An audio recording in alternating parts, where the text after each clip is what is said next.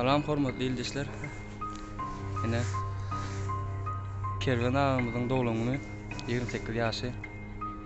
Allahan Kerven dowlagy mutlu bolsun, uzak ýaşa görelim, ýaşyny versin, uzak ýaşa ýene öreler. Ana geldi, benim bir atyp aýtyp goýar. Kerven ağa dowlagy mutlu bolsun, Allahan uzak ýaşarsyn, mutlulukda durmuşyny dowam etdirmek. Şu wagt hemmämiz şu onky bolanyň sürpriz taýýarlap atýar. Şu sürprizi men taýýarlap boldum, bu zatdan habar ýok gene. Kameran göresen habar bolur.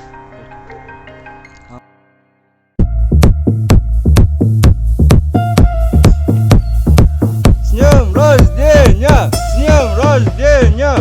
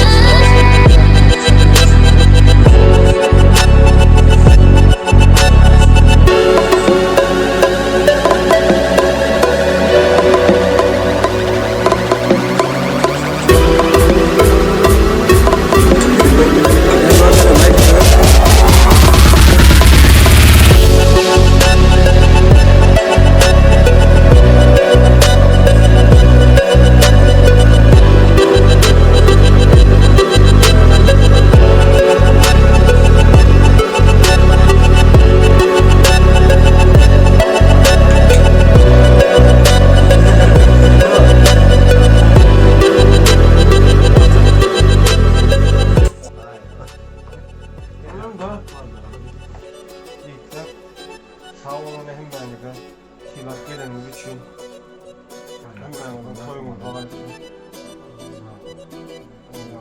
Aydır şu an ağzı yüzünü bitmesin. Hem işe toylu bulurda basmasın. Alın. Aldık da var. Alın. Taran çak.